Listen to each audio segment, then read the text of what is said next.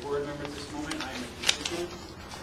I'm representing, well, I have a list of almost 100 people at this point, citywide, who are affected with sewer backup issues.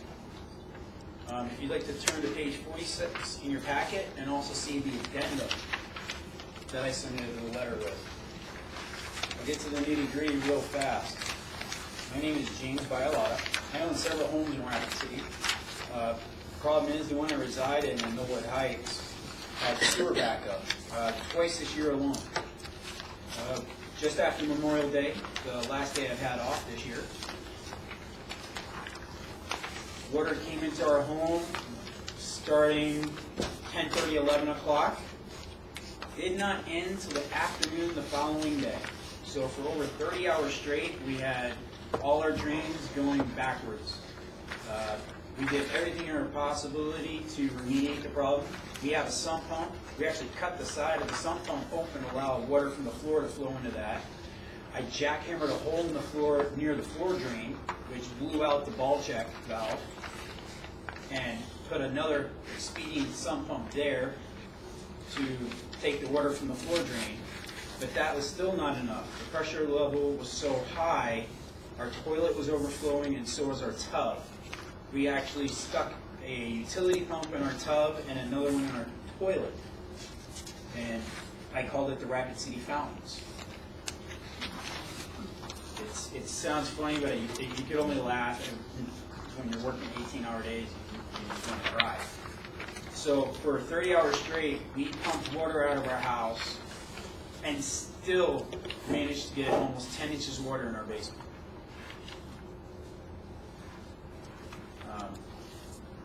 If you can look at this sewer map that's on page 46, I can identify the major problem. Do you have a pointer?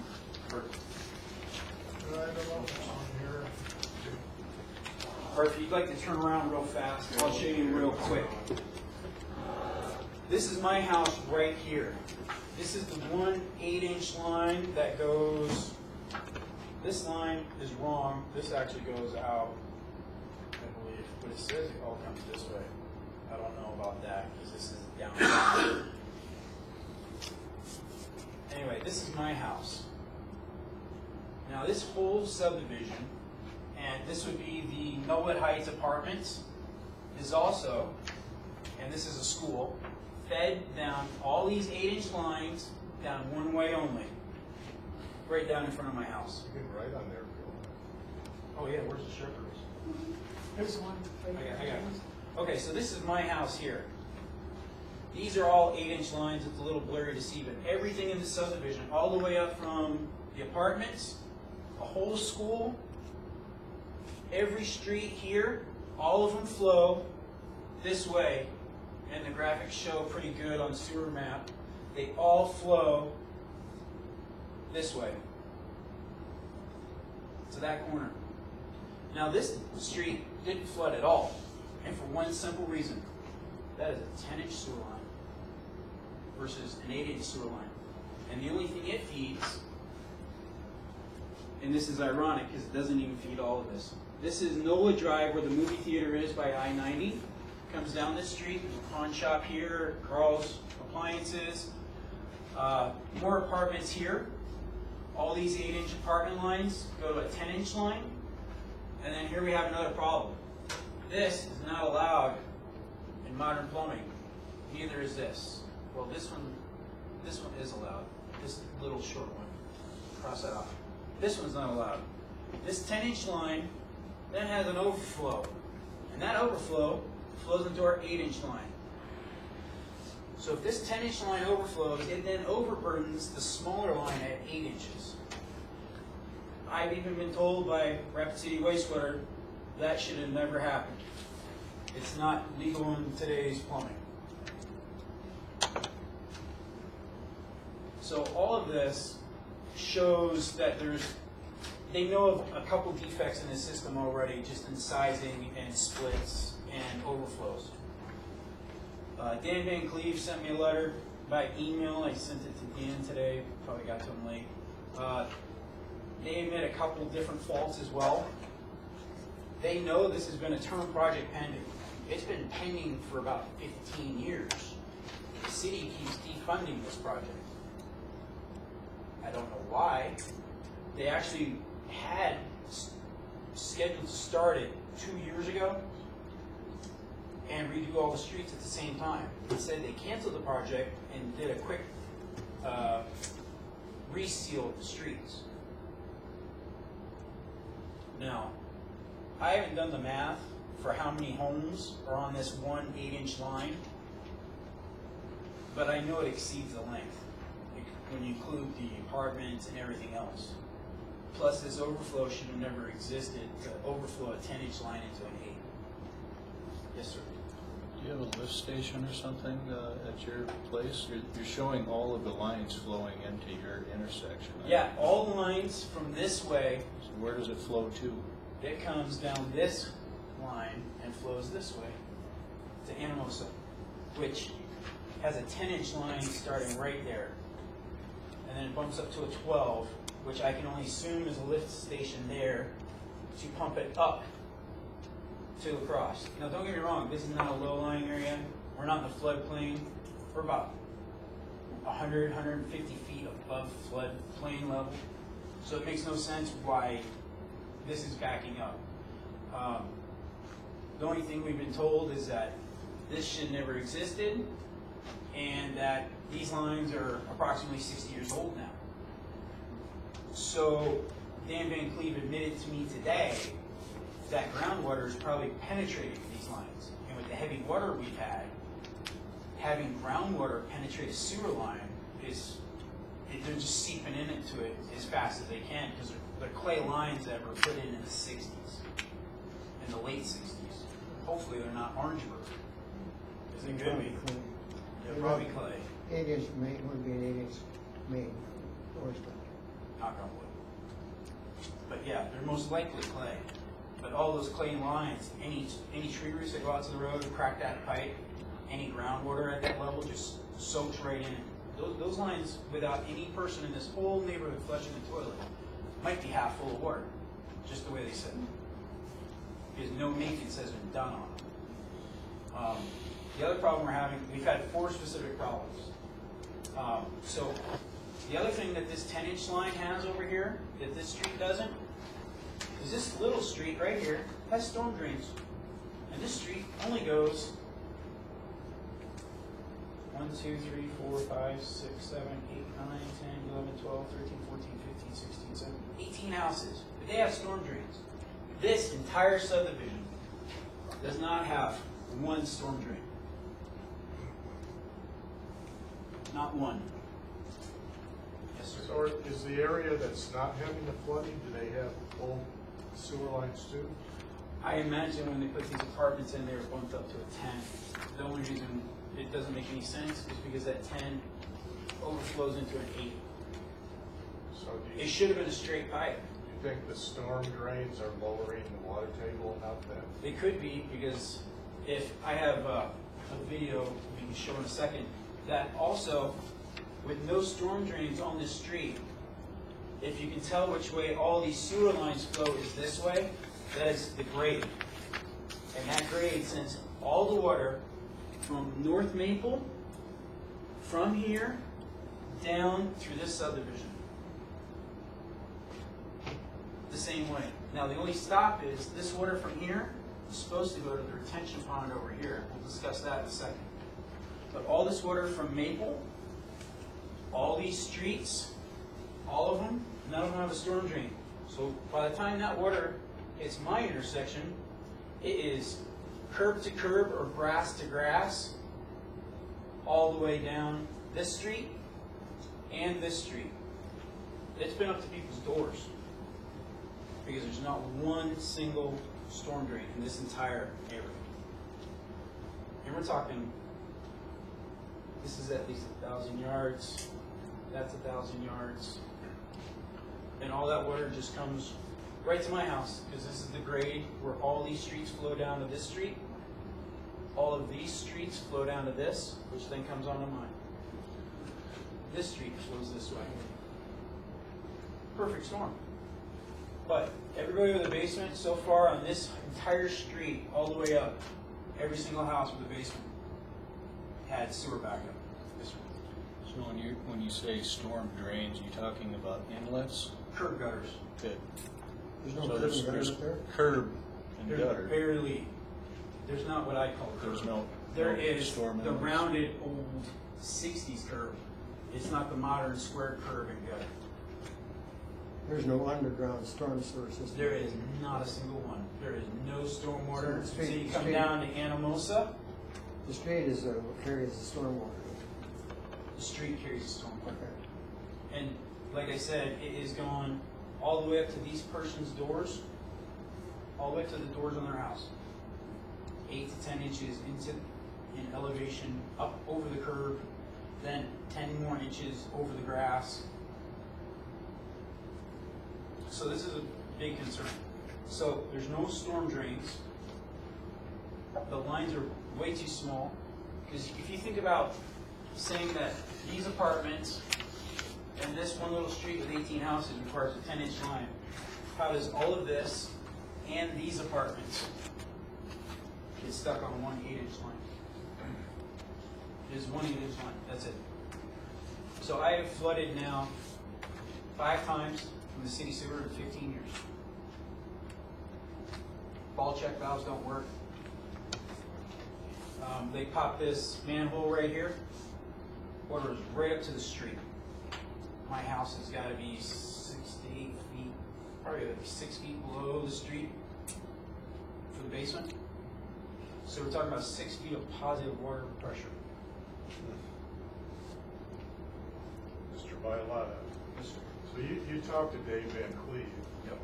So Multiple times. is the wastewater treatment getting overwhelmed by all He this? claims it's getting overwhelmed by multiple factors. If you talk to the employees, everything is, and I'll get to that in a second. They're having a big question about liability, and I'll finish up with that. So we have 4 problems. 1, the sewer lines are too small, the overflows, way too many houses on one 8-inch line, no curb and gutter, no storm drains. And then over here, this area is a massive retention pond, which takes the overflow from all over across these apartment streets, I-90, and it takes it from across all the way down to here. And there's a huge storm pond system. There's one pond here, one pond here. Problem is nobody's done any maintenance on these berms since they were constructed in the 60s. And these berms have been leaking through everybody's yards. And if you see whose yards are on that again, it's this whole block. This way and this way. And my house would be that one again. And I have a stream that goes from the retention pond through my backyard, out my gate, underneath my fence, down the sidewalk and onto the street. Flowing. Hasn't stopped since March. And I have standing water in my yard. You could go trout fishing. So, I have neighbors over here that their sewer didn't back up because they're on the end of the lake or on their 10-inch side over here. But this retention pond has left so much water in their yard. There's 68 inches of standing water in their yard. There's sump pumps going off non-stop. They've cooked 2 sump pumps this year. I cooked 2 pumps pumping 30 hours straight out of my house. These folks down here, I got a list. Their house flooded over knee deep, caught on fire. It's now condemned. This one went knee deep. This one down here went knee deep. This side, that one, that one. There's a knee deep. I got a guy down here on this side of Racine because this 10-inch line, like I said, no overflow problems. The other end of Racine this way is an 8-inch. His house was 3 feet deep. Showed it at 11 o'clock to sell it. Came back to write an offer at 2. You can imagine what their response was. They don't want to buy it. This neighborhood isn't the only one. I've talked to people down in Robbinsdale where they have 12-inch lines feeding into 8-inch lines. and they're wondering where their problem is. Which obviously in diameter sizes, when you talk about the circumference or the diameter of a circle, a 12-inch, you fit. Let's see here. This would be like what, 6-inch? Yeah. A 6-inch line would be a quarter of a 12-inch line, about. Flow wise. Yeah. So an 8-inch line feeding into a 12-inch is like that much, just over, maybe a third if you're lucky. So they have 3 times the amount of water from one sewer line going into a vastly smaller line, and the water hits it, and it's the amount of pressure behind it and gravity flow that even people on slab are having sewer problems there. People in the West Main area, they have the same issue. So this is not limited to my neighborhood by any means. And now we get to the big problem, liability. Some people have no homeowners insurance that covers water backup. I'm one of the rare few that has a water backup rider. My neighbors have a 5K max. They have over 30K in damage. I have a 10K max. We're going to be exceeding 40K in damage. The city's current policy is $3 a foot in reparations. Well, that's good. It covers carpet, doesn't cover pumping, doesn't cover clean out, doesn't cover mold remediation. Because they did it to me twice in a week, not considering that one day overlap. Because they hit me Tuesday into Wednesday. We got everything pumped out. They hit us again on Friday. So I can consider the first incident that lasted 2 days one incident. It was kind of disheartening. To add insult to injury, the city requires us to get a building permit to fix the damage they caused. We had to get a storage container to put our stuff in on the street. Another permit needed for that. The liability of the issue. So the big question now is everybody's dodging liability. I got a call from the city's insurance carrier the other day. They told me in no uncertain terms that the water treatment guys tell them they're not liable. They're not paying for it. Now, this is great. I don't know if I ran my truck into the building down at City Hall, if they'd agree with that same rationale. If they said, hey, I called my insurance company and they said I'm not liable. I'm sure they have different words and make sure that they got paid. Because right now, I mean, we pay for a system, just like I pay for a service. If it doesn't function, people don't get charged for the service or they get reimbursed for whatever damage. That's not happening. Everybody was charged utilities for that month, especially the people that had their homes condemned because of a fire. They had to go and pay their utilities, and they had to shut them off because the power company refuses to turn on power in the house until it's been gutted. And unfortunately, when there's an electrical fire, you have to gut it to the stud and replace every wire in the house back off. So that their home is probably looking at like an $80,000 remodel at least, because you're talking about rewiring the entire house from scratch. Yes, sir. What are you looking for from the board? Well, I just got some pleasant news tonight from our city council member, and I will delay a question from the board, but right now the people have strictly asked me to get money for an attorney to have a class action lawsuit if the city does not compensate us. Right now the city's in negotiations about compensating us because of this issue has gotten so big, which is great. I'm glad they're coming to the table and want to do something, and I hope they backdate it to this incident, because otherwise they're going to have hundreds of angry individuals. So you're looking for money from the board? I would ask the board that if the board's attorney doesn't have a conflict of interest, that we hire the board's attorney to go after this, and as any lawsuit, if the case is won, the attorney's fees be tacked on to the suit, and the board would get their money back. Now, the board, if we don't win, then unfortunately that would be a loss of income for the board. but we have hundreds of people complaining, and unfortunately, Mr. Van Cleve thinks there's only 30 to 40. His ration was, they went out that day at 11 to noon when I called him and knocked on people's doors. Where are most people on Tuesday at noon after a holiday weekend? Unfortunately, they're at work, and they were never notified that you could even file a claim with the city. I talked to a dozen more individuals on my street that saw my name in the paper, and nobody ever informed them they could file a claim with the city. And unfortunately, I'd be talking to more people, but it's been raining every night. Yes, sir. Do you see this as a conflict of interest? For myself, I already declared it.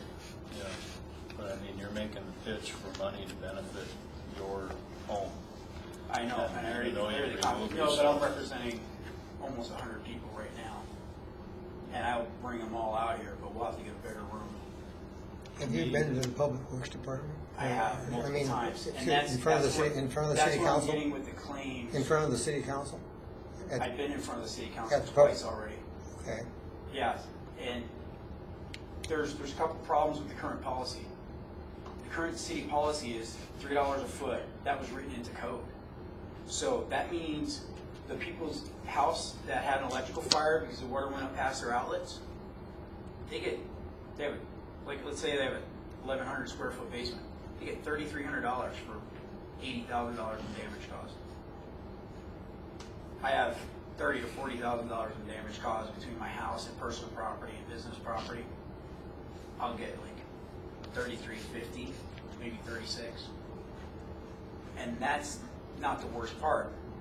The worst part is the other part, that the city tells their insurer they're not liable, the insurer drops the claim entirely. Now, that is the most backwards thinking. Never have I ever heard a liable party being able to tell their insurance company they're not liable and the insurance company dropping the case. Usually there's give and take with evidence. They don't even want to hear it. The other problem is the city has been telling the insurance company that it's multiple other issues, not what I'm presenting. They try to say, well, it's people putting their sump pump lines to the sewer line. Well, that might be, but the city has the ability to inspect those lines, and if they don't, then they're still liable. Even people that go get a new permit today, the process says if you have an older home, you have to be required to have smoke detectors installed. Battery operated or direct wired, they don't care. But they inspect whether you put a smoke detector in every bedroom and every main living area, up and down. So if you have 3 bedrooms up and a living room, you have to have 4 smoke alarms upstairs. And the city will inspect on that based on you installing something that else that requires a permit. The city could certainly inspect whether people are attached to the sump pump as part of their inspection protocol without any undue process or anything else, because they already have to go to the home to inspect it. The other issue is they're just claiming it's homeowners and groundwater or sump pumps. I had to videotape the water coming out of my floor drain and over my toilet and have 2 people from wastewater division making sure that my washing machine and dishwasher weren't running at the time,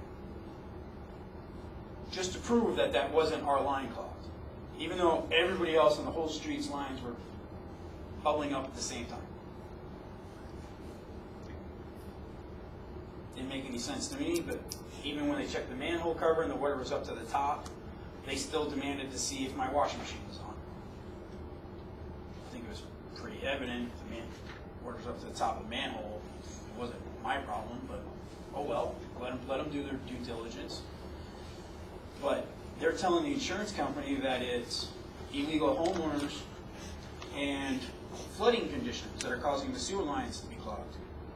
Well, unless those lines are leaking, there is no reason for flooding conditions to overflow sewer lines, because no one has there's no storm drains, so they can't say it's storm drains contaminating the sewer line, but it could be cracked sewer lines and taking in groundwater. But And I have some attached videos, if anybody wants to see them, just mute it, because I have some choice words for the city about this. Yes, ma'am. Well, I guess as far as for tonight, though, you're not looking at any board No- action? no You're not board action asking tonight. for Not any kind until of, the, until you find out July what the city's 30th at gonna the do? Jury Museum, what their action's gonna be. Okay. Yeah, I saw there was a meeting, so I was gonna ask you about that, so you're gonna have a group there. Oh, yeah, big group. Okay. July 30th. July 30th at the Journey Museum. I think it's 6 p.m. Yeah. Yeah, I saw that. 6:30 to 7:30.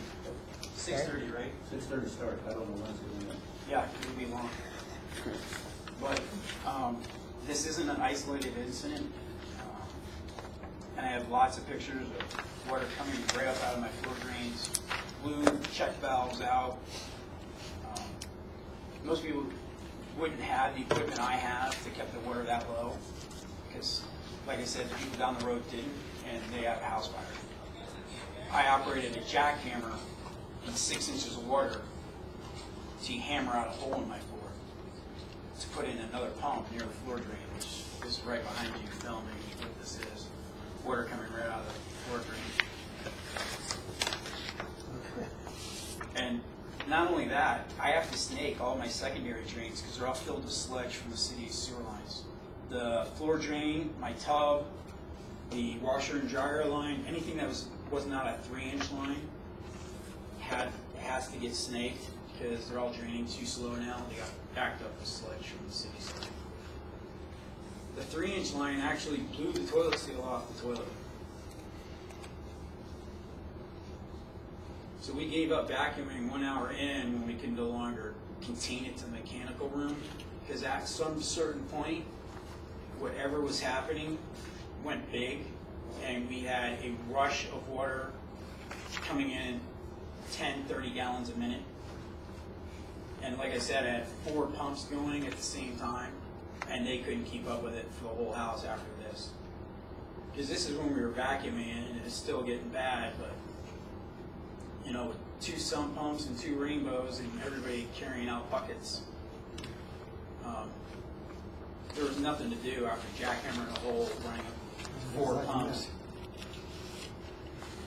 Well, we'll, hopefully, I'm gonna try and see if I can make that meeting just to see what's going Because I on think you too. got some, I mean, you got a lot of history with the city, but were Yeah, you it's- on the wastewater side as well? That's what you did, right? Yeah, what, as a manager of the water and wastewater system in the Yeah. whole public works department. No, it's happened before, especially like, And the neighbors that live down the road, they actually sold their house with a basement because they've been telling the city for 30 years this has been going on. And they built the house 2 doors down with a slab because of this. So this is not an unfamiliar issue. I've been telling the city for 15 years. And this is what really disgusts me, is the city has always had a reimbursement policy. I've called them 5 times. This is the first year anybody's ever came out into my house and then offered to file a claim. And that's the problem we're seeing this year. There's not a set procedure in the water department, or if there is, their training is very lax. Because the other folks that all flooded out, none of them were told they could file a claim with the city, and I've been forced to educate them. It makes me look like the bad guy for the city, but a great neighbor. well, they've had a sewer backup policy for But they're not telling people. back when I was in charge. Yeah, I believe you. It's It been looks there. like the new policy started about 10 years ago. I've had backups going back 15 years, I think it was about 93 or 94 and they were reimbursing was people when they in full put that then. into effect. Do you And remember, then they Richie? changed them. It was when we had the big, wet year like we But I don't think it was this wet then as now, but in that southeast part of town, Meade, Hawthorne, that area over there, is kind of when they put that sewer backup policy into effect, because it affected a lot of people there too. So it's been around for quite a while. And if the city can't or won't deal with these homeowners' complaints in mind, there will be no option except for to try to have a lawsuit. And the only reason why I say that is I can count 5 houses where the damage is going to exceed $250,000. So to ask the board to compensate each homeowner out of 100, you know, we'd have to have millions in the bank to even think about it. But enough money to cover a lawsuit to recover for 100 homeowners, that's feasible. I think if some of the board members can attend that meeting, just to find out more about it, see what the city's planning The other on problem doing, is anything. the city didn't want to give me the sewer map, which is a matter of public record. They try to claim it as a matter of terrorism protection act, based on water systems are now protected, the locations of them. But this isn't a water system, this is a sewer system. And you don't need to look any farther than a manhole cover to figure out where it is. But I had to write an official letter to request this map before they give it to me. It took 2 weeks. Yes, sir. Since we got are you a city council member? Yeah, Is Richie that- Nordstrom. Is that true? Yes. About He's the city councilman. About the city not being willing to share the map of the wastewater collection system? I'm just here as an observer to get the information, what you folks have, that you're making this presentation about. I'm willing to take this information back Great. I'm just asking a simple question. Sure. Is what Mr. Bialotta just asserted, is that true as far They as you walked me know? down to the attorney's office, the city attorneys, and they told me no, for that reason. So the city won't share a wastewater collection map with a citizen? I don't know Is if that that's any true. problem? I don't think that's I don't true. know. That's what they did, because I've gotten these maps. I in believe you, but contract. that's not the policy.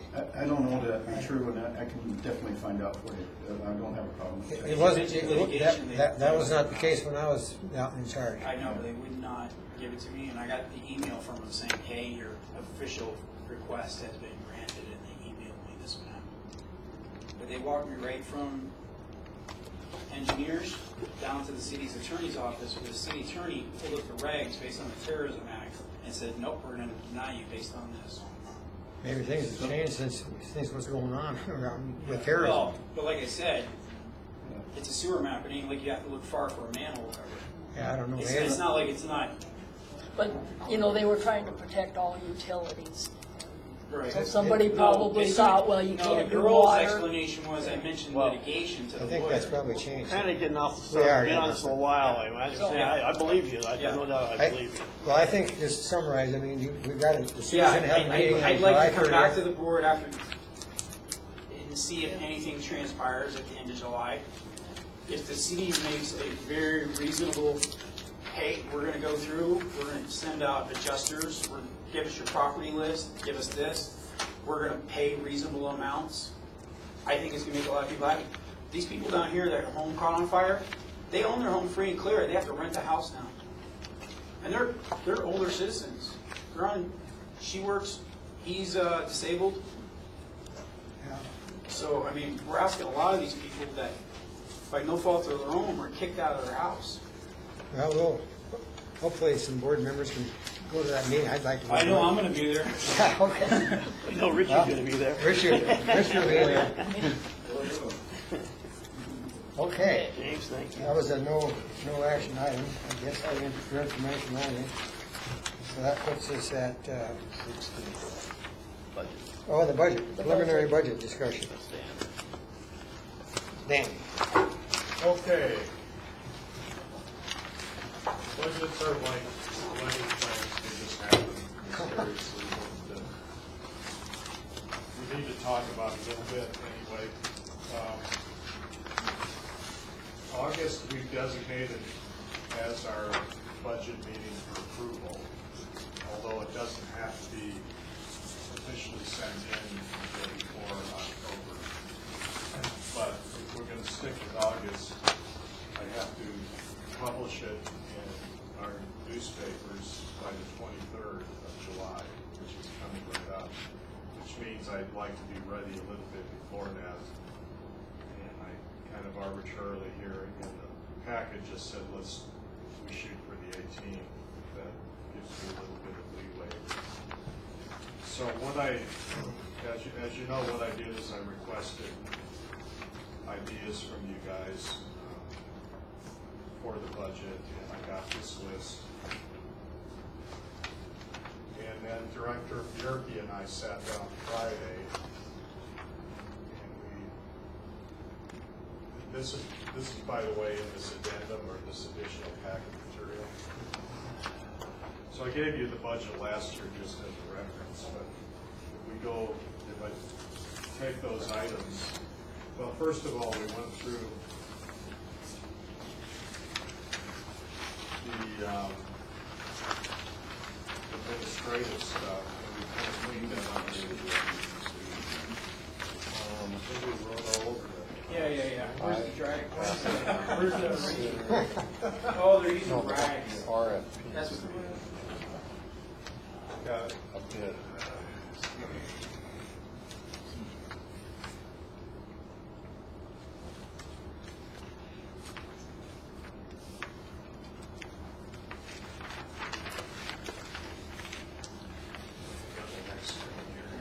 While you're doing that, can I ask our attorney a question? What would a basic class action lawsuit with about 100 residents versus the city run? A lot of money, 75 to 125? at least. And it'd be hard to estimate, but you're gonna be in the six figures easily. I suspect. Yeah. A lot of different damage issues to address. Right. Okay, so Director Bjerke and I went through these, and the way this is organized,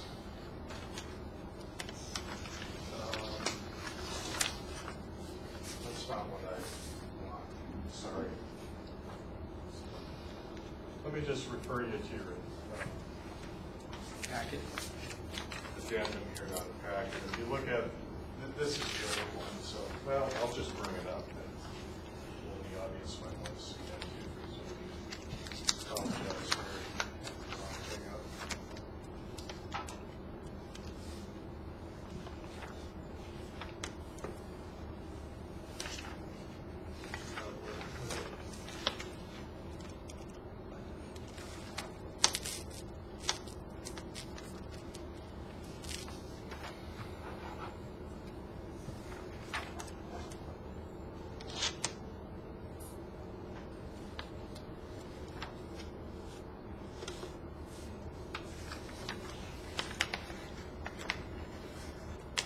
I'll just go to the spreadsheet.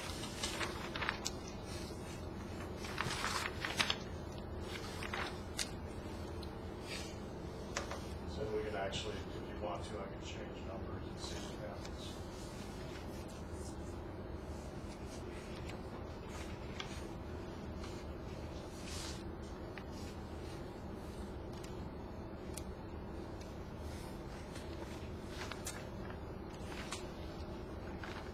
Okay, there we go. So we've got, on the screen now, and this is what is in your agenda, in your packet. So we've got the 2019 budget shown here, what's dispersed to date, which is the 9th of July. And then off to the right here, this is what we propose. So as I said, the chairman and I went through some of these and looked at them. And I don't think there's anything really that controversial here. They're actually pretty similar for the most part in what we budget for 2020 and what was budgeted for 2019. If there's an NA in the 2019 column, that means there was no line item in 2019. So there were some, for example, we thought there should be a legal services item, so that's put in there. Budgeted this example 3,000. So if anyone has questions, just stop me and I'll go back. There's a contingency fund. This is all basically admin stuff up at the top here, the appropriations. So we have a contingency fund of $5,000, and then the website comes to about $1,000, and then my cost is 50,820. So that brings the total to about 93,000 for admin, so that's up a little bit from the 2019 budget. But that doesn't mean we're gonna spend it all either.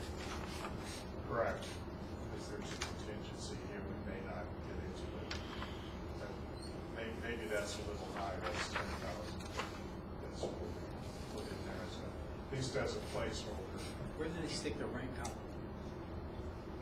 Is that under rentals? Yeah, Right. yeah, so this is 400 a month for rentals. Membership conferences, that's like the hydrology conference, and then I think we get another one, SD, something, water or something. Can we go back to the very top where you've got the director's salary? At 12 meetings for 9 directors, that's 10,800.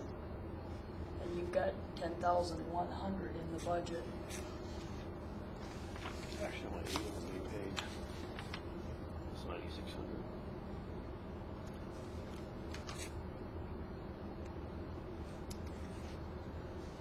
Remember how we came up with that? 8 times. Well, you only got 8 Or directors. is my math You only got wrong? 8 directors. 8 times 12, Oh, yeah. actually. Oh, 9 directors? Yeah, Oh. Dan- Oh, Dan the was- 8 are being Dan's paid. not- Dan's not, Director, okay. district, I guess we didn't discount for him. Okay. He might change his mind. We're budgeting, I mean, we don't have to assume we're gonna necessarily spend it. Because you wanted to add it or regardless, like what extra character. And as you can see, for 2019, we're actually probably going to be under budget because we're halfway through the year. And we've spent less than half. 41,000 is what we spent. We budgeted for almost 90,000. That won't include the sewer system we just added though. We do the sewer system legal fees. No, the wastewater, the septic system. Oh, That'll come out of project contingency. correct. What did you say? The wastewater sewer system that we just approved, the $5,000 grant, that'll have to get added onto this year's. It's not in the budget, Yeah, but so it'll that- just come out of project or expended. It'll look like we overspent the contingency, but our project money is way high, so it's gonna wash. Yeah. It's just a written block hold, not a legal cap. Well, when you get down to the other parts too, you know, where you got the DNA, which is not gonna come out this year, so. Well, this is for next year. Right, but I'm saying, you know, we're gonna come way under here, Yeah, because that's not gonna be there. That's correct. Yeah, so we're down to projects here now, and there is now a line item for the septic assistance that is in there. And turns out, we've done They said 5,000 they had a for project 2020, so far for 2020. but she gets that done this year, that will come out of contingency. We kind of looked at what we spent in the past and yeah, we're spending money, now we got one, so that's kind of a hit and miss. Can I Go ahead. comment Sure. on the That's DNA the and one we just the Rapid earlier Creek got. testing, That's how much is being those dispersed two today, this from year, for the work last this year that were killed. I would like to have one project, Yeah, I know. if there's a project that could be funded, to take a look at that section of creek from the bottom of the Canyon Lake all the way down to the East St. Patrick Street, but run it on an RFP, so you put it out for bid, so that we can actually, you know, those are just estimates on what's available. And, you know, after hearing a couple of these stories, I'm not sure that just continuing to test for the E. coli would be such a great idea, actually. Yeah, we got enough of it in our house. We have enough in Bialotta's house to help us out. But Have them test yours. But this just, it is part of the effort. I think that what we discovered was that there were breaks in the lines that have just been ignored, you know, and until you want to prove that, to help the city try to find some location that is more, you know, there's a higher degree after you get to, I don't know, somewhere down Rapid Creek, like 1.5 miles. They just started replacing east-north main, if that helps you. Well, we won't know unless there's sampling, but Right. I don't know. I mean, I'm not really enthusiastic about putting those two people and the groups through 7 or 8 months of waiting for us to make a decision on something. So I'd rather have it taken off. Well, I did ping them and reached out to them. They said they were both interested in Oh, well. doing Well, this stuff. the other thing is too, you know, when we had our meeting, last meeting, and then we did the roundtable, I think, if I was hearing everybody, there's a lot of interest in water quality, surface water quality in our district. Well, like I say, we've proven that there's a problem. Yes. And So I think having something in there, I don't know if it's the right wording or not, we talked about that, but we thought we should maybe leave something in there for 2020 in case if we do a project in 2020. I'm not saying we will, but I think from I was hearing from some of the folks at that meeting the other day, that that's probably one of the highest priority things is water quality in our surface. we just heard of one that is, I think, a higher quality, higher priority than that. So Not it's just really that. difficult being part of the city. I would add 2 legal funds, not just for the one against the city, but I would also have the attorney negotiate a resolution for those poor folks out near Ellsworth Air Force Base as well. Because if you get an attorney involved and said, hey, here's our attorney, now the attorney does the negotiation, bada bing, bada boom, they realize, hey, wait a second, we better go put these guys' water in real fast or they're going to sue us. 8 years of negligence. They don't want to see that before the Water Commission. Because if what that lady said is true, that the base is known for 10 years or 8 years and failed to inform the properties around the base, well, that's negligence. We don't know where that's going to go.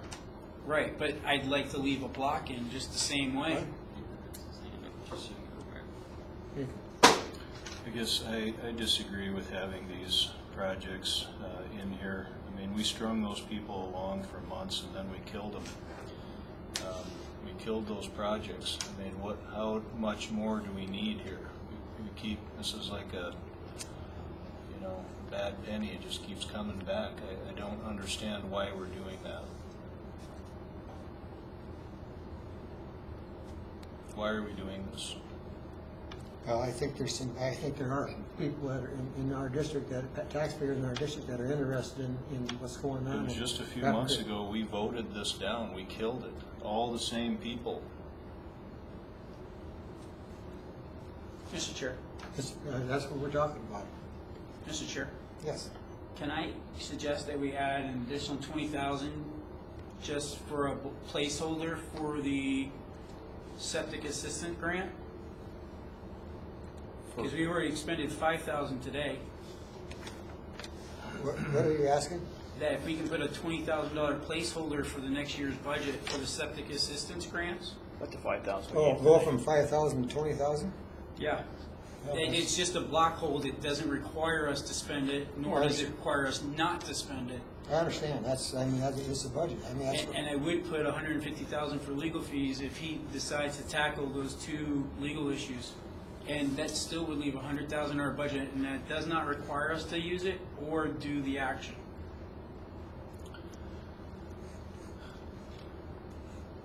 well, let's have feedback from the board on that.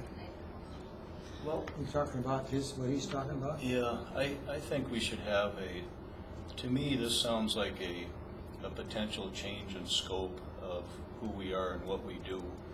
If we start throwing money, choosing sides in a potential legal battle, is that what we want to do? Maybe it is, I don't know, but I definitely don't I want them think we drinking need to poison have this water. discussion. Mr. Chairman? Yes, Ron. I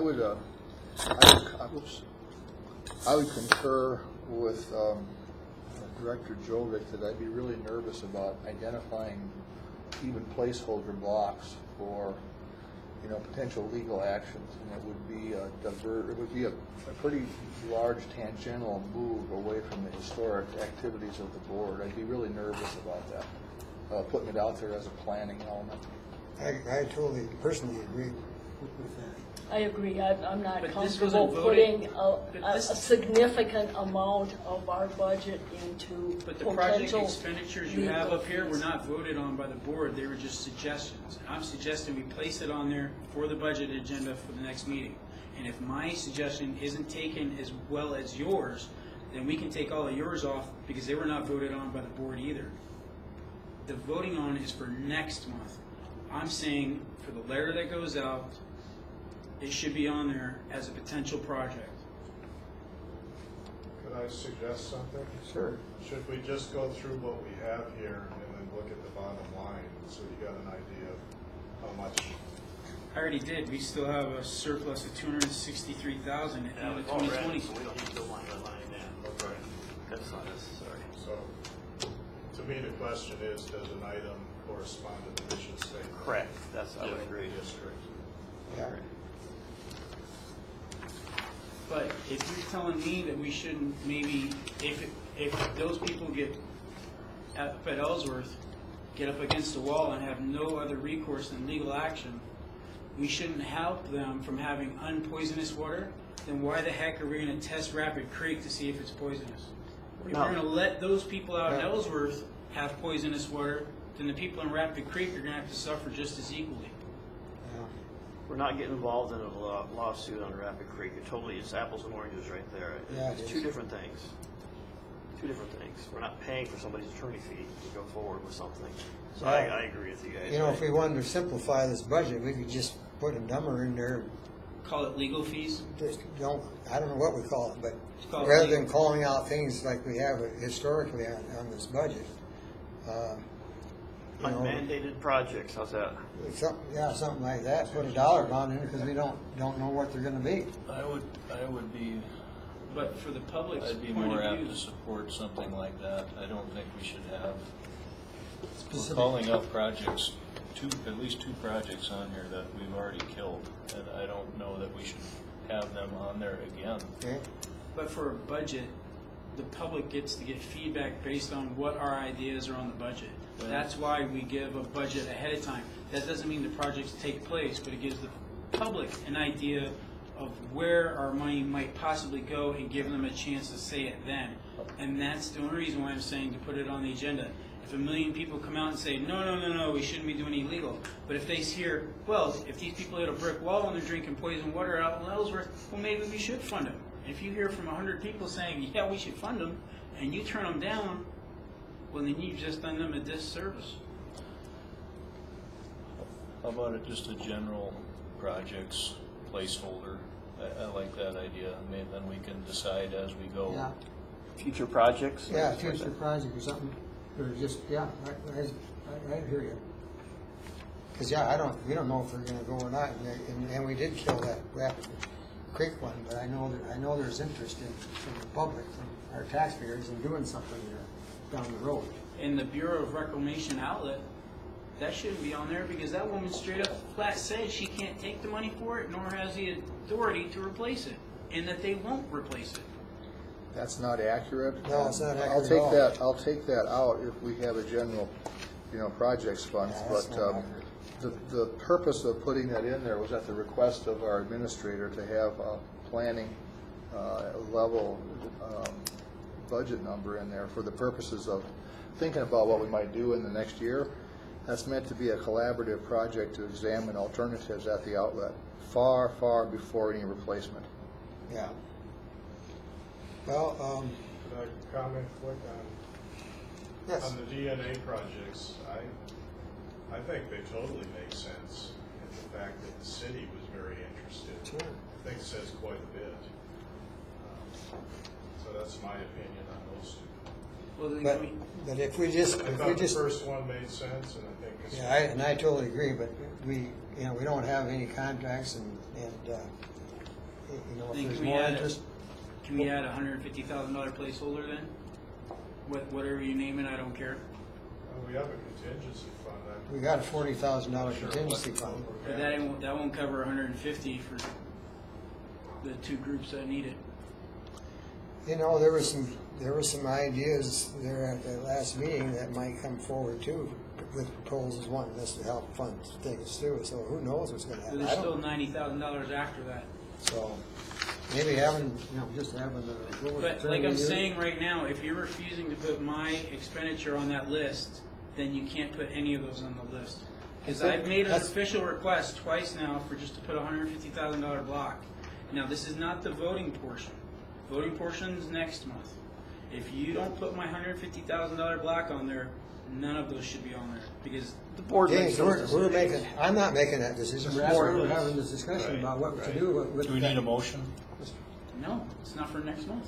Mr. Chairman. We can make a motion if you want. I guess I would reiterate my concern of putting an identified project on there for some kind of a enjoining of legal actions on behalf of some particular group. I think it diverges from our mission as a board, and it's inconsistent. Clean water is It's inconsistent. And these people out of Ellsworth have no clean water right now. They have offers on the table in Not front to of feed them. livestock. Those water systems will not feed, it's 8 gallons per minute, won't carry livestock or James, planting. make the motion. I'm not going to go any further on the conversation. It's not going to go anywhere.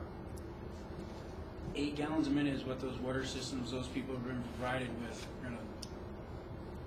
And that won't fund livestock or planting. James, do you have a motion? I didn't think I needed a motion. I thought we could have simply emailed it in, but obviously that's not enough. Everyone else emailed it in. What would you like to call it? I just put $150,000 legal fund. Under projects, Put it under administration. okay, well, we have legal services, so you want an additional, Yeah, I put it at 150. That'll cover our bases. It is not a requirement that we spend it, nor a requirement that we do it. It's just a block holder for the budget. It doesn't mean that it'll get used. It doesn't mean we have to use it. It's just a. Okay, I move that we add a $150,000 legal contingency fund to the budget, such that we can discuss it next month. And that would be under where? Under admin? Admin legal services. Okay, there's a motion. I'll second. the motion is to have another line item. No, you can leave it under legal services. Okay, I didn't hear that. Okay. Mr. Jovic, would you like to clarify? We have a legal services block already. We call this legal contingency fund. I don't know. And again, the purpose of this would be to have a line item so that we can discuss it. We can discuss it next month, and if we want to kill it, we can kill it at that time. Or if we want to move forward, we can move forward with it at that time. But at least we can discuss it. Which And I think still that's what Director Bialotta is asking. Yep. Which even if it is killed, if 100 constituents come here and request it, and then the board votes on it and approves it later, would not prohibit it from being used as well. Seconded by Bob. Yes. So, any more discussion? Seeing none, all in favor of the motion of adding a legal services contingency to the budget, indicate by saying aye. Aye. Opposed? Abstain. Opposed, same sign. Aye. No. No. We have a roll call? Roll call, please. Okay, so I'm still not sure I'm clear. Are we talking about renaming that or adding another line? Add another Add another line line. item. Add another line. Okay, so this is to add another line. Correct. Okay, Bierke, No. Driscoll, Oh, Jovic, Yes. Rollinger, Yes. Williams, Yes. Mack, Abstain. Bialotta, Abstain. Harris, No. Coe. No. The motion fails. Well, then everybody else's project should be stripped of that board, because nobody else has had to go through a vote, which is what I stated. No one else's project. We're discussing it We're discussing, now. we're not done with It it, may Well, not they be just on, voted on it. on yours, not around Nathan's motion. because Nathan's talking about not having these other two projects on there, and so is Yeah. Bob, so that we. Any more discussion about the budget? Anything we need to revise before our next meeting? Well, we gotta get back to those two projects, you know, they're, whether should we leave those on there, or do those come off too, because I'm kind of in agreement. I'm in favor of those being removed. Even generically, just saying Rapid Creek Water Quality Study? Well, I would like to have a study that helps to identify the source of contamination in Rapid Creek. But I think that we'll have to write some sort of an RFP to include more people or more, have opportunities. So you have a dollar figure that Yeah, you I think we agree should? with Dollar figure, you know, it's arbitrary, just Right. put a, It is. you know, I we'll totally agree with go what and you're saying. discuss Put a what money- that dollar figure is. Yeah, or if we have it in mind, maybe we should wait till the RFP is written. If it's important enough, we'll vote and say, yes, as a board, we'd like to have this study. But I think it's really fallen off when it comes to other issues that we've even heard tonight, that would be way at the bottom of the thing. Dan? Couple thoughts I could add. I'll have a tendency to agree with Director Jovic as far as, putting the names on there and continuing to string these people along. I think that, there seems to be something going on, a consensus that, additional work relative to water quality could be a beneficial thing. How exactly we approach it probably remains to be determined. I'd probably lean against, an RFP approach, but how we approach it, I think, involves discussion amongst the board stakeholders. Where do we go with it? Could we handle this by having, basically a project assistance category that could include legal services if that would develop? I personally agree with the opinions that this is a direction that, I'm not enthusiastic about delving into, but to me, to leave it open, if the board would vote in that favor or in that direction, treats everything equally. Legal assistance can fit within project assistance. It's all the same. So, and I don't have a problem with that, I agree with that, and I also, and going over to with Bob there, should we don't know what this number is going to be yet, but for doing a budget purposes, we know we had 150, so should we put something about what type of project you're looking for, and just put that number there? It could, we could be off, but at least we got a number set aside for the budget. So we can do like the project assistant, and I'm not sure what you'd want to call what you're looking for, but put a name to it and just put a dollar figure to it, and then at least we got something budgeted. I think what he's suggesting is just taking off the people that are assigned to do it before they come and Right. present it, and putting it as possible RFP with the same dollar amounts, because we have a bid at that price. It can't go.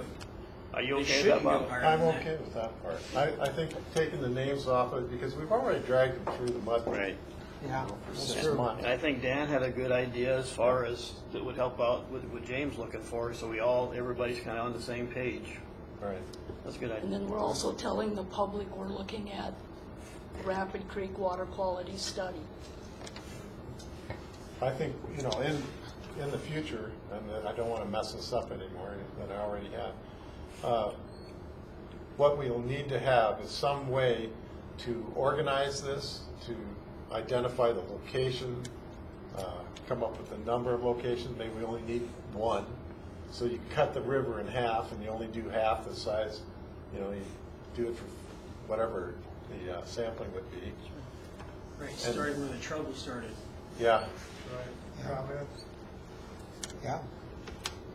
So, Mr. Chairman, could I comment quick? I just want to mention an RFP is I don't really see this board on its own being capable of writing an RFP. I see us as having to go out to people like H2E and School of Mines.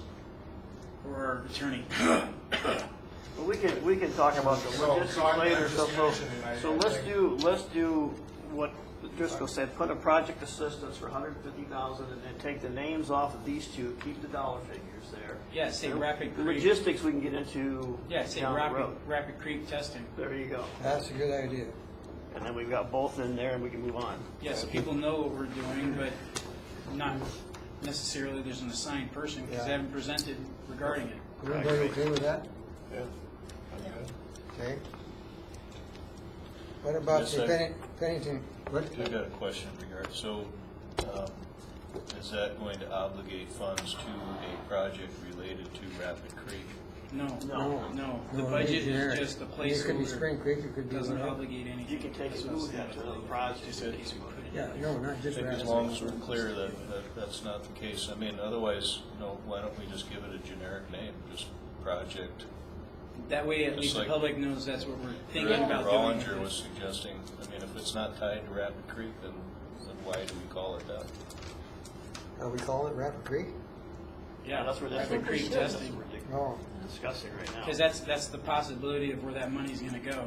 Okay. But it doesn't require us to spend it there, nor does it require us to do that project. That's what I was saying about the legal.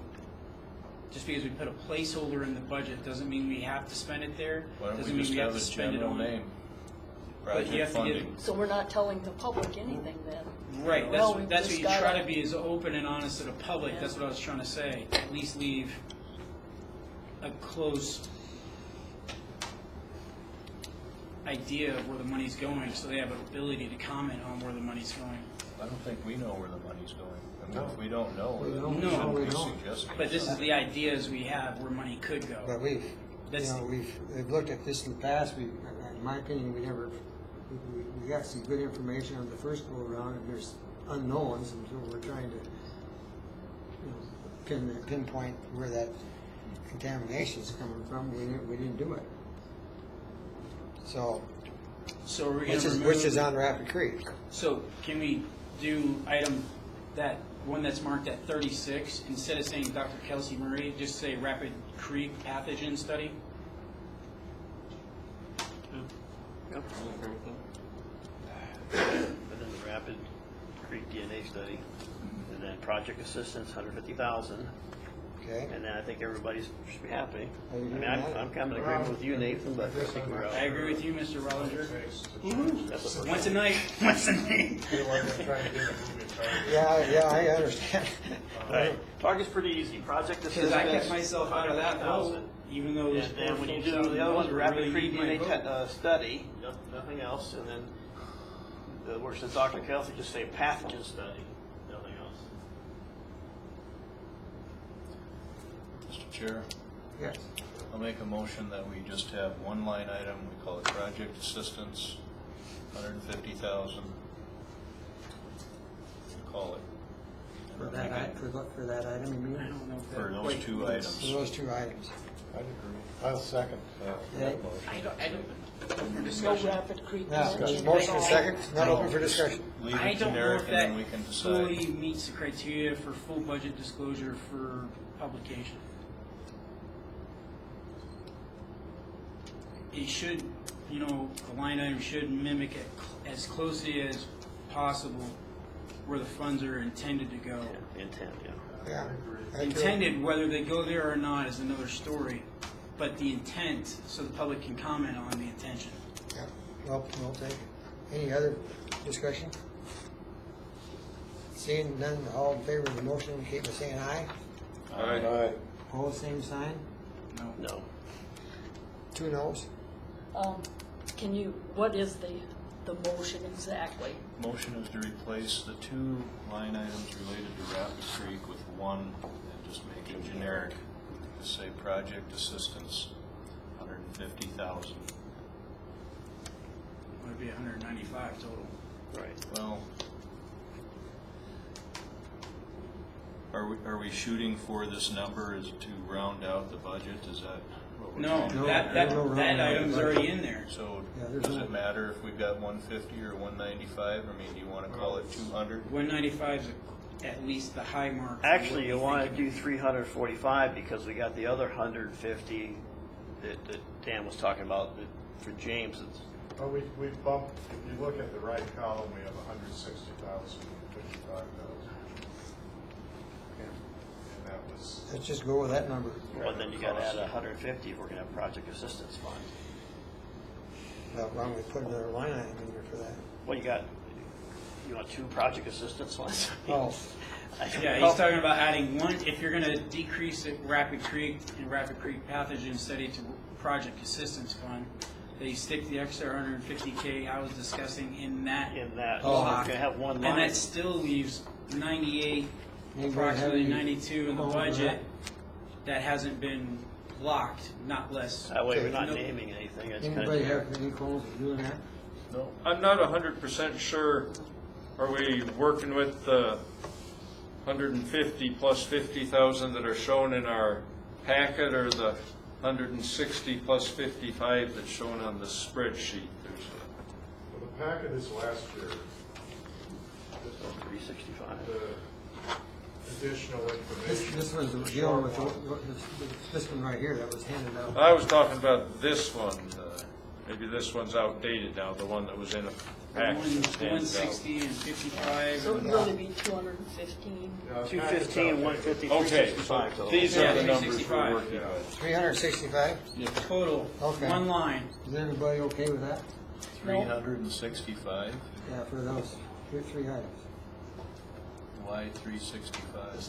To add the 150 contingency for legal fees, not just for mine, but for the folks out of Ellsworth. And I will not vote on it because it contains to a project I might be a part of.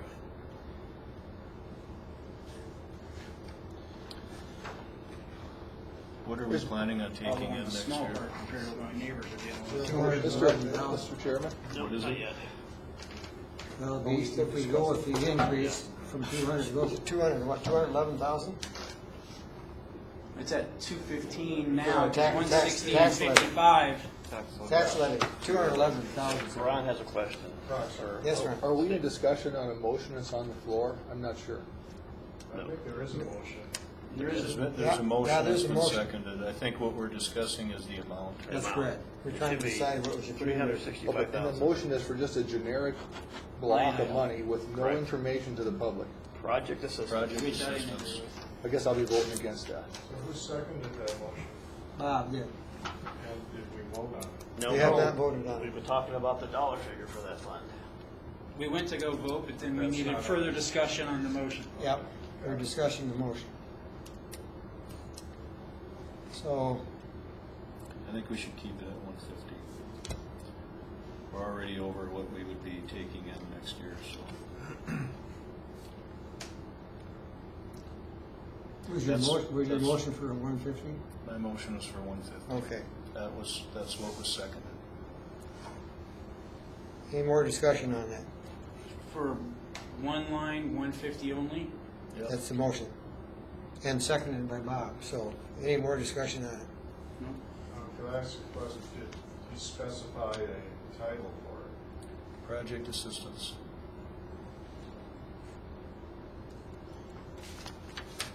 As much as we heard about Rapid Creek, it seems like it wouldn't be out of order from that meeting that you weren't able to attend to just identify it generically as something towards Rapid Creek. There'd be nothing precluding it being used for Rapid Let's Creek have or a- Spring Creek Right, or but- something else. For the budget, we just need a placeholder that where it could possibly go. And if people have been in discussion. We're gonna discuss this at, Call the question. okay. Second. All in favor of calling the question, indicate by saying aye. Aye. Opposed, same sign. Hey, Who said aye? 1 no. Motion carried. Dan Driscoll, no. Okay, back to the original motion then for 150,000 in there. All in favor of that motion, indicate by saying aye. All right. Aye. Opposed? No. No. Roll call. Roll call then. Okay, so let me read the motion as I have it. Motion is to replace the 2 line items for the Rapid Creek DNA with one item called Project Assistance for $150,000. Correct. Okay. Code, No. Bierke, Aye. Driscoll, No. Jovic, Yes. Rollinger, Yes. Williams, Yes. Mack, Yes. Bialotta, No. Harris. No. 5-4. Motion Passes. carries 5-4. Yep. Okay, thank you. So let me do that here.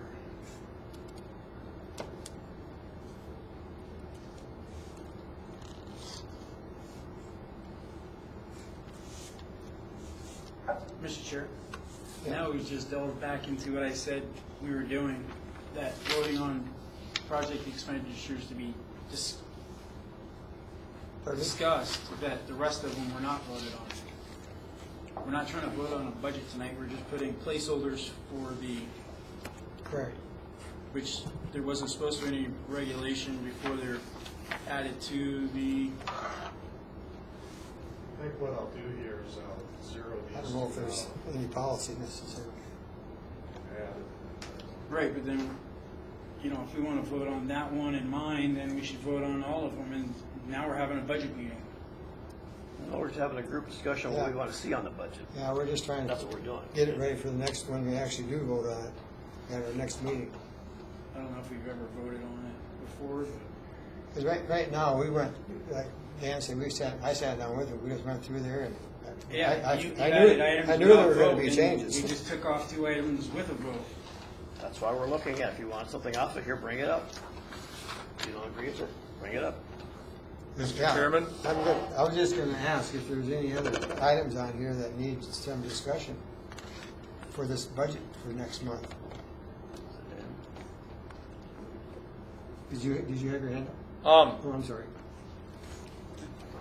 If this might be something we'd consider revisiting, an alternative I was going to throw out was that we might allocate some amount, let's say, generically, right now we're sitting on 150,000, call it 75,000 for Rapid Creek water quality and 75,000 for unspecified, which could go towards legal or whatever else.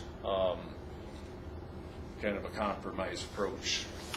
Can we just adjust the contingency fund $100,000? Because we have 265 budget remaining. We could put it as project contingency fund and call it 150, and that'll cover all our projects, legal and everything else. We got 40,000 in there, got me penciled in here. That's the contingency fund? Yeah, project contingency fund, we got 40,000 showing there, got kind of So- based on what we've done in the past.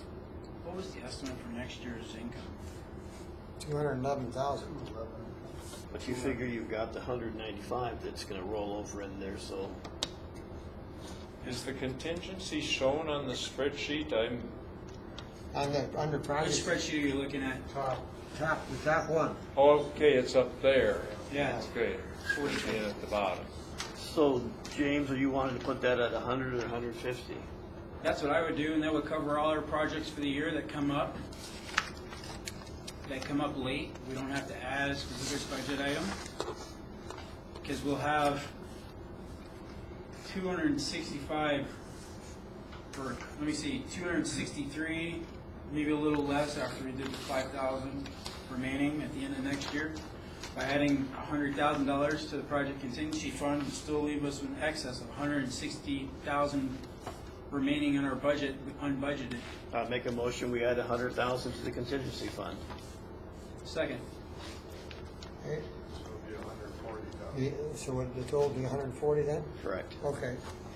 Um, The motion was made and seconded, is there discussion? Right, could we consider, so then we've got the project assistance fund in red, that's 150,000, right?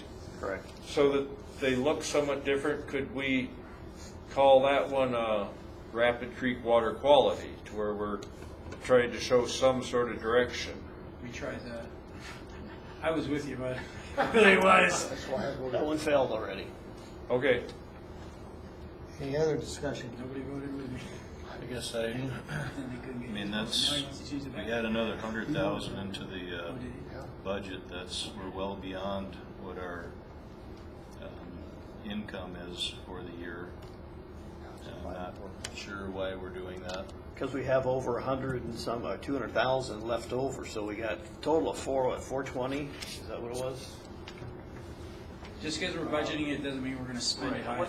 It's just a placeholder. It doesn't mean we are obligated or will use it. It still has to be voted on by the board.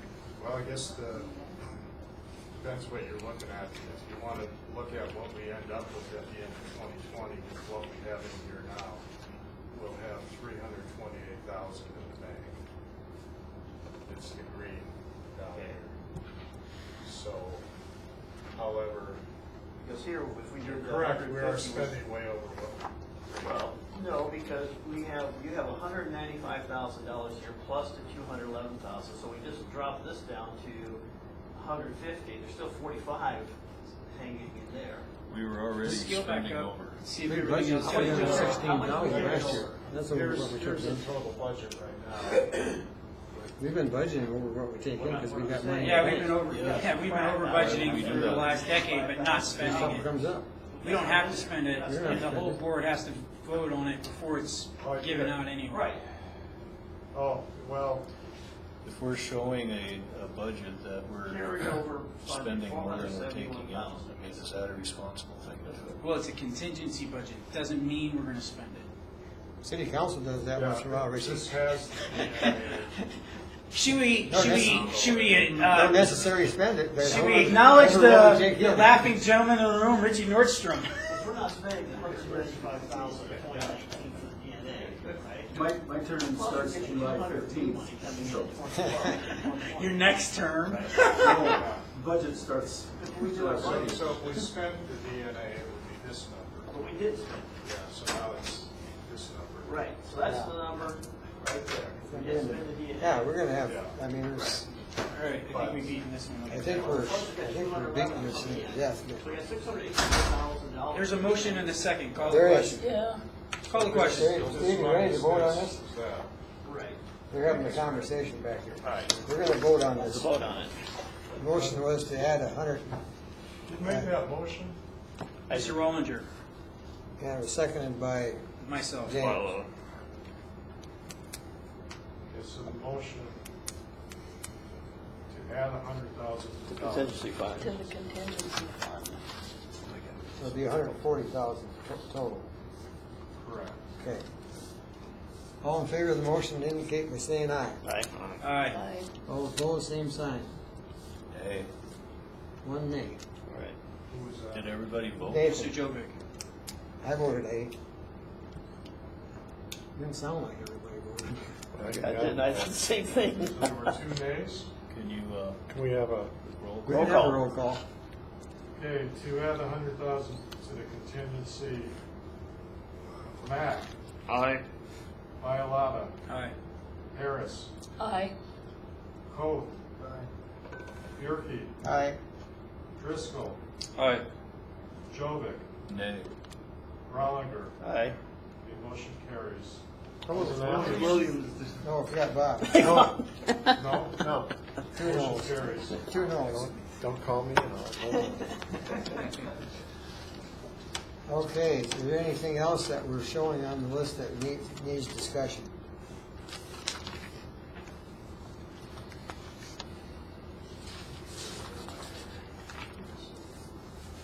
Poor attorney's out there thinking, what the hell did I get myself into? I only asked you to stay here at 15. You're on your own cognizance now, buddy. Well, hearing none, I guess that, So that gives us $228,000 at the end of the year. All right, cool. So, next one. Which is our entire year's income. all right, so moving on to the next item. If I can get there. So Mr. Driscoll. December 17, Mr. Driscoll. did we want to vote on the levy yet? No, all the way to that's August. it's budget, that's budget. Budget. I'll leave the levy as the maximum. Yeah. So for number 17, we'll keep it short, or as short as possible. I'm not going to suggest any formal action, but I thought it'd be good to at least throw up a placeholder and spend at least a few minutes talking about, to some extent, what we learned, where we might go, what we might do with it. So I guess I'd leave it open to others to comment before I take up too much time. Nathan. I guess I have one gripe about the meeting and then some comments. And my gripe is that it was scheduled during the day.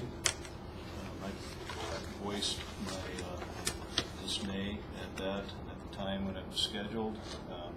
I was unable to be there because of when it was scheduled.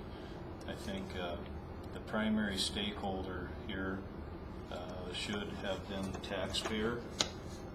Most taxpayers at work, i.e. pay the taxes, probably wouldn't be able to go to a meeting like this, so it seems like it was geared toward who you may have been defining as stakeholders, which would be the people that would be receiving tax dollars and spending those tax dollars. And I don't view those as stakeholders. I think the taxpayer is the primary party that should be making those decisions. So I have a big gripe about that. I also have concerns about how I see this going down. Nothing against Director Driscoll personally, but it seems to me like he's been acting in accordance with what is in the best interests of his employer. I know he used to be a ranking member of the USGS. He retired. He's back working for them again.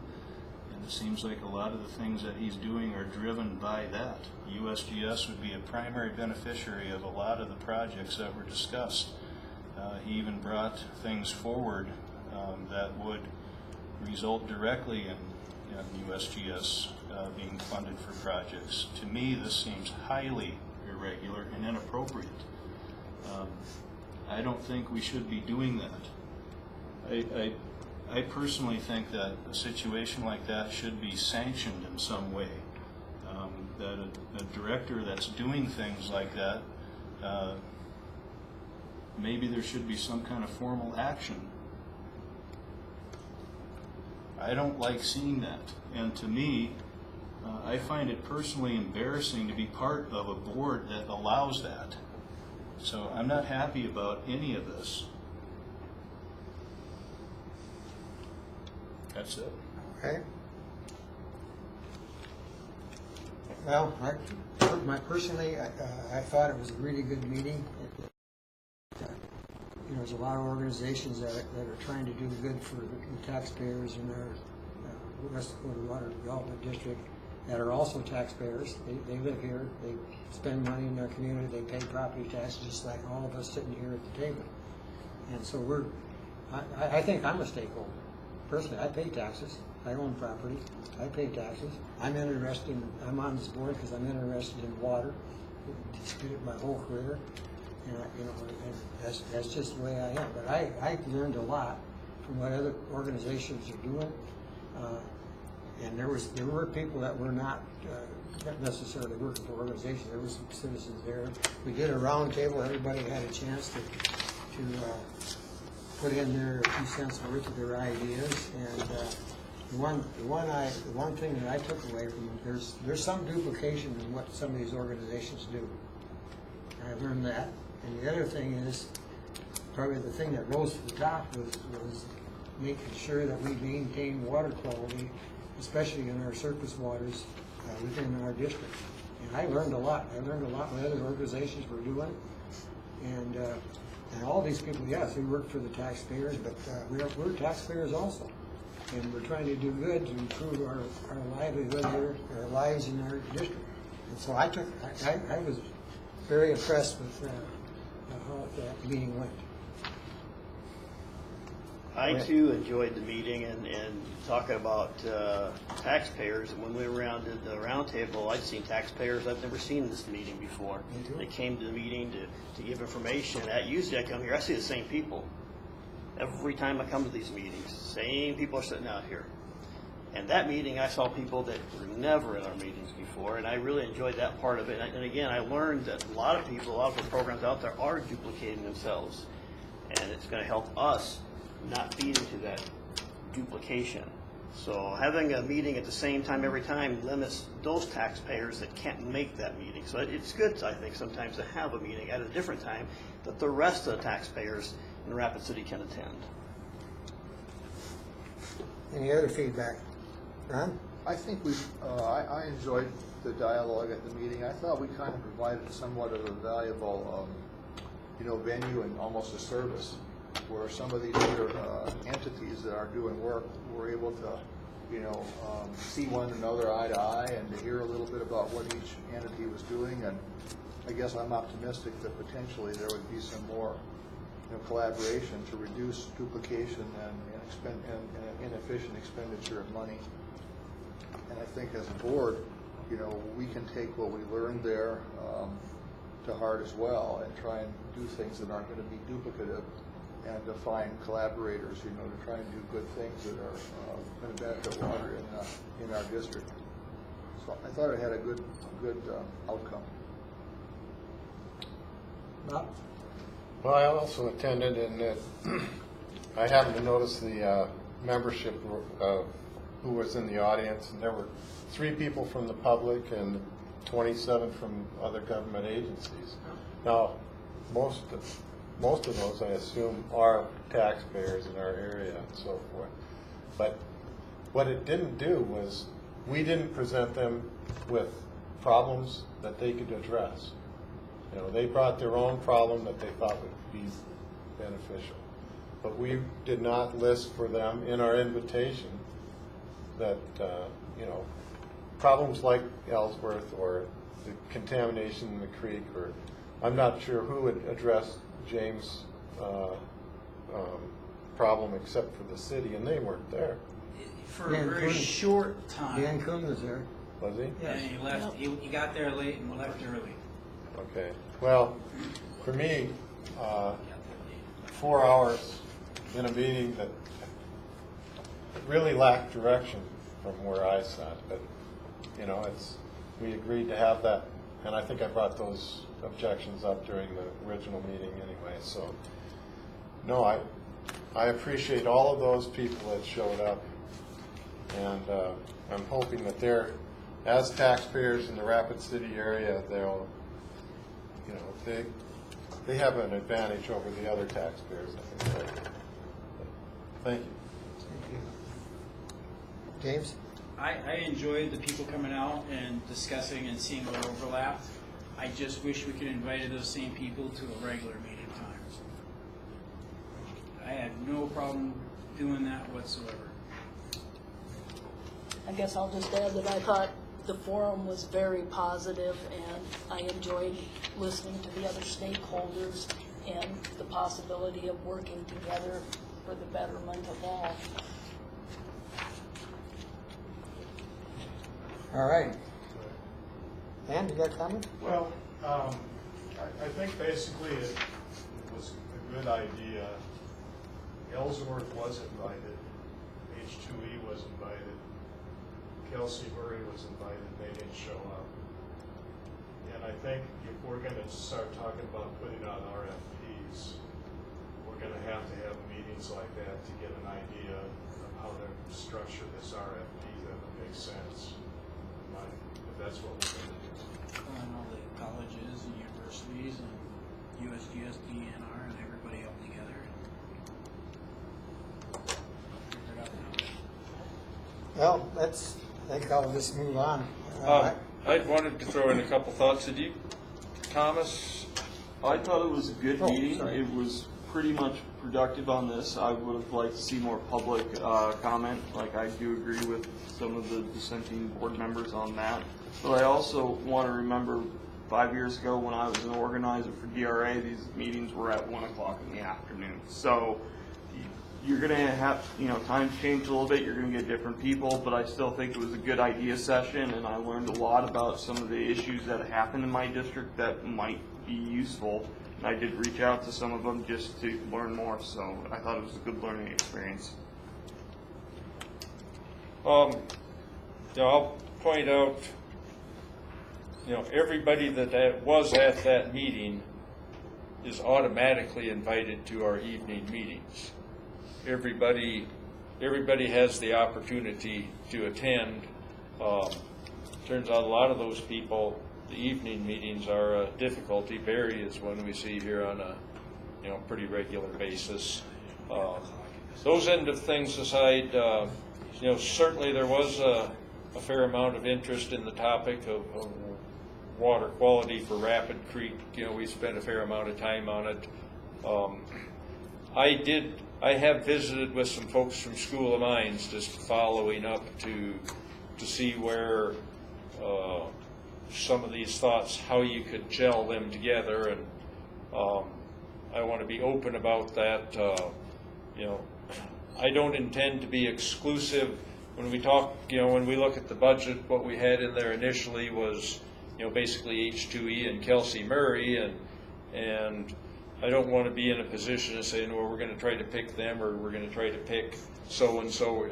I think we need to be open to, however this may evolve. And, from my standpoint, the School of Mines is a resource that,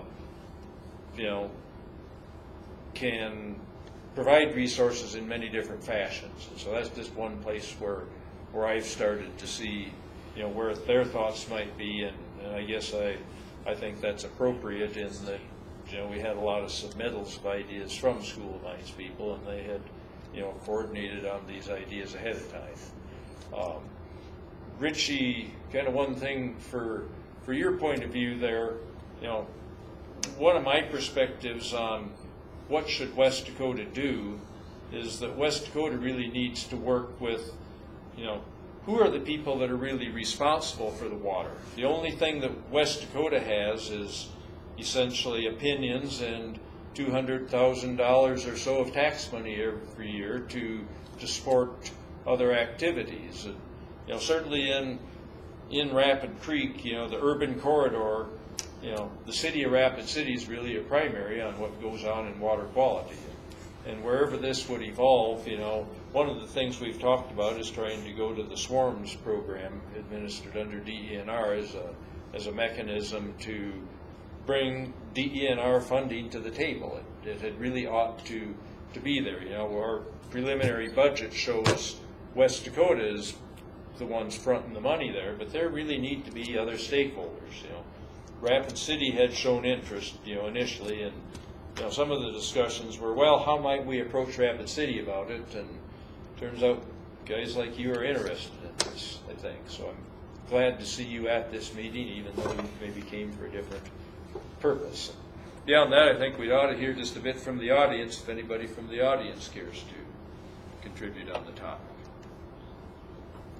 Well, I was at the meeting, as you most of you know, and I was in favor of having the meeting. I thought it was a good idea. There was an opportunity in my mind for all the people interested in water to get together and figure out what they want to do and how to do it. And this is the first step in that process. You got to get to know each other first. And that, it's not going to happen overnight. It's going to be a years-long process. And so you get started, the better off you're going to be. And I was glad to see this happen. Thank you, Mary. And if I can address part of your question, is that on June 11th, I had to go back and check and see what my color was, but I had a Public Works Committee meeting, and Sure. usually all the Public Works staff is there at that committee meeting. So if you have another stakeholder meeting of some kind, please let us know as far in advance as you can, and we can definitely try to make arrangements to get somebody there for that meeting. No, Don't feel guilty. that's the reason that Dan wasn't there for the whole time, because he Yeah. came from work, and he had to be part of it. made an effort to get there, and I give him a lot of credit for it. Yep. So if there's some way we can make accommodations to meet at a different time, a different day, other than Tuesday, but that's your decision, so we'll do the best we can to get somebody there. But one thing too, Richie, since you're out there, is this what, and I agree with Dan, I think if we're going to continue to do some more sampling and so forth in Rapid Creek, Rapid City needs to be a major partner in that. And I know we were heading that way, but it's still, certainly still in the back of my mind that we need to do some more work there, and other board members too, I think, that way. Richie, I was really disappointed in the city, because you got planning commission, you got city council, there's 10 city council members, you got planning commission, you got a mayor staff, you got all the city folks there. One person made it for a short period of time, but the entire city staff. So no excuse about public works meeting on a Tuesday, because I used to be on the council. You got 10 members of the council, not everybody's on at the meeting, and the mayor's office isn't there. You got all the city people there. So I hope next time, if it is on a Tuesday, somebody from City Hall might think it's important enough to come on down. Not you, Rich. I understand you're at your meeting, and I have nothing against that. But there's a lot of people at City Hall, and of all those people, one person made for part of the meeting. That's the disappointing part, I guess, for me, of that. And I hope that It was disappointing, but it was also Hildebrand's funeral. Sure. And a lot of Right. city That's true. staff. But take that back and say, we'd like you guys to come. We want to work with the city. I mean, the city, we have, you guys are huge, and you can benefit with us, and we need you, and we want to work with you. Yes. In a positive. Let me reiterate, if you can let us know, and if you want to see me on that invitation as well, I apologize, I don't remember seeing the invitation. They may have gotten it, but I don't remember it at this point. But if you can let us know and red light it or something for me so I can get my attention. I'll personally call you.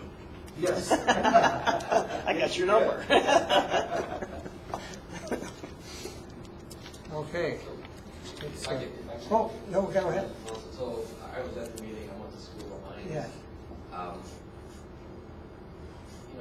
What came out of the meeting to me was that there's broad interest, and I'm not a water quality person, I'm a hydraulics engineer. But this issue of water quality is obviously the one that's on everybody's mind. This sort of interaction that we're having now, I think, is something that, for instance, for us going in with a proposal for storm for DENR is exactly what we've been missing. Is we haven't had this contact between the city, the people that might be writing the proposal, and other regulators. And so this is outstanding. I'd also just like to make one comment to Director Jovic.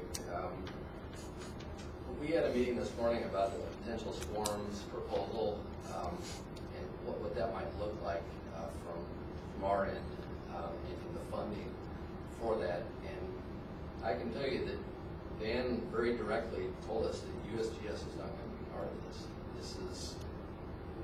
Don't expect any funding from the USGS. Don't expect USGS to be part of the receiver of funds. And so I did want to potentially clarify that.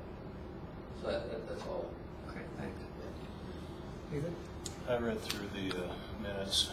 To me, it was pretty clear that USGS would be the direct beneficiary of several of the projects that were discussed. Director Driscoll was taking lead on discussion of some of those. Again, I find that highly inappropriate. I think that's a direct conflict of interest. That's exactly why we were concerned when Director Driscoll came on board. Because of his connection with USGS, they've traditionally received a lot of funding from this board, and it seems like direction is being pursued, then again, I don't think that's appropriate. So. Okay. That's all I've got. All right. Okay. That's all I've got on. I don't, it's 10 o'clock, and I have no comments.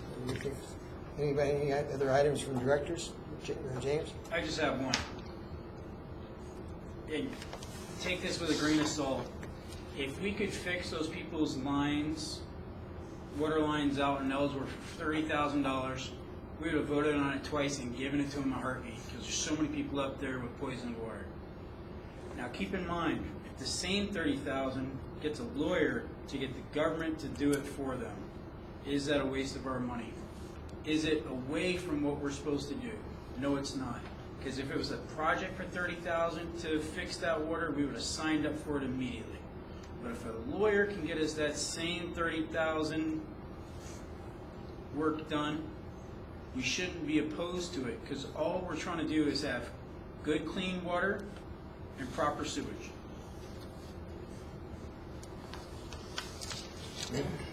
That project, to get a fix for those folks out there is going to be way, way beyond 30,000. No, there's actually a cheap fix. No, what I'm saying is the 30. If it was only $30,000 to do it, we would have done it. But if $30,000 towards a lawyer gets it done, it's money well spent. Yeah, well, there's no guarantee that 30K would cover it. So. Yeah. Any other items? Yeah. On July 25, I'll attend the meeting of Black Hills RC&D, and on August 1, Bennington County Conservation District. Okay.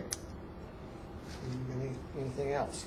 I think on July 11th, there's a meeting at School of Mines to talk about some of the projects that were being discussed in terms of the water budgeting process, in the Pactola Deerfield basins. On July 11th? I think it's July 11th. You can confirm that. Yes.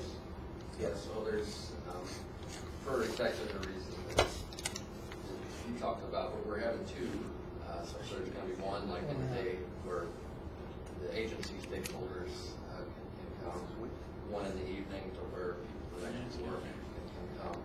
And it's just right across on the other side of Kansas. Yeah. The notice was sent to Dan.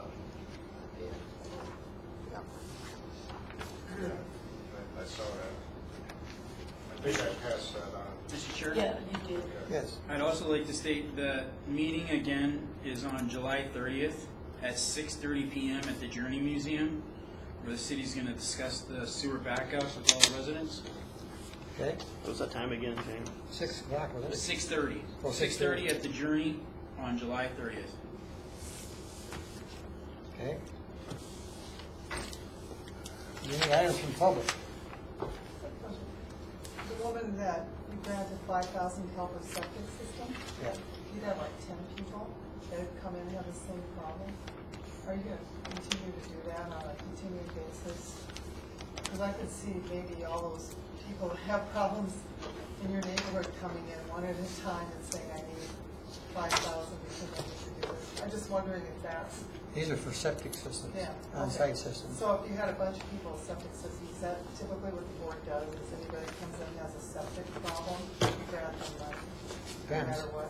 This is the first, I've been on the board now almost 2 years, but this is the first one that That's we've- ever come in And and the out? last It's been like 3 to 7 There's 3 of them, there's hardly anybody comes in. So if that got out, like, there was, an article in the journal, for instance, hey, if you have a septic problem, you come to the board and we'll give you some money. Well, you gotta be eligible. There's a lot of criteria. I'm not saying that, I'm just saying that, but that is something that's Yeah, precedent They now. can make the application, but there's criteria they have to meet. It's been a precedent for a lot of years, and you gotta qualify, that's why Yeah. And that's a why lot I go of ahead people for it. haven't done it. And- The other thing I was gonna say about positive about that meeting during the day, was that you did get somebody that wasn't invited specifically by USGS people or whatever, they weren't there. The gentleman from Keystone who Yeah. showed up. the Yeah, city public person. works guy. He told his story about the backup, and he saw that on your website. Yeah. But I thought that was interesting, that another city came in to see. I don't know if anybody's talked to him since then, or Hear that, their Richie? problems in Keystone. But it was an interesting. I thing did that talk he to him on the showed up. side, and you know, because that's in my, I thought that was kind of, that you attracted somebody that wasn't specifically targeted to come in yeah. to get money. But the other was no duplication. It was very obvious that these people are competing for the same funding. Sure. And they're duplicating the same thing. So that's something that, you know, there's going to be some competition. I don't know where it's going to go from here, but there could be some interesting dynamics between some of the groups. Because a lot of them want the same money and want to do the same thing. Yeah, So so, they're different entities. but it was just interesting to see how many people were kind of doing the same thing with, you know, And I think taxpayers' some of money, them were so kinda like, I well, learned we kinda know that. we're doing that, but that's okay. So I mean, I think the city, or people, stakeholders wouldn't like that if they knew how much duplication and that we're funding the same thing that other people, same people are doing. So I think that's something just to be aware of. I think we're not talking back and forth, but I didn't know any of that stuff, so I showed up at the meeting. So, So, yeah, that's all. thanks. Thank you. Thank you. Anything from admin? No. I'll post that budget. I'll reach out to that septic company for that grant, and Glenda made a good point. I want to mention that maybe one of the reasons we hadn't gotten a lot of septic requests is that $125,000 requirement, which is now going to go away. That might have been a showstopper for 95% of the Yeah, 1 That's acre true. land in the hills is That's true. Remember what Jay Gilbertson said, once you give out something for somebody, you got 200 other people with the same problem. Yeah, line Not up. qualifier too, so that's going to keep a lot of people out. Yeah, he said, be careful what you do, he said, told me. Yeah, and I thought it was wise to add a line item, which we did for that, but it's only $5,000 in the budget. And could be keeping these pretty busy. She found out from the city, somebody in the city told You me. know, if you put a number, then you'll find it up to that number, and then Which city? Pardon me? Which city? Rapid? Rapid City. Send him my way. Yeah. good. So Yeah. that's all I have. All right, thank you. Is there I make a motion to adjourn. Motion made, to adjourn, seconded by Steve. From public. Too late, we already know. I have just two quick announcements. Oh. One, there's gonna be a hearing regarding Dewey Burdock, August 28th, 29th, and maybe the 30th at Dallas Johnson. It's a nuclear regulatory licensing thing. They're gonna decide to enter whether or not to grant one. And also, I learned today, that announced either today or yesterday, that Mineral Mountain Resources is coming back to Rochford to do more drilling. Wonderful. Well, yeah, I know. Yes, they're looking to go. There we go. Thank you. They want to make another big stake out of it. So. Wow. Okay. Well, it's up right now at 1,400. Steve seconded. There were 8 of them. Indicate by saying aye. Aye. Opposed, same sign. Meeting adjourned. Thank you for coming. But I was supposed to pick up the kids now.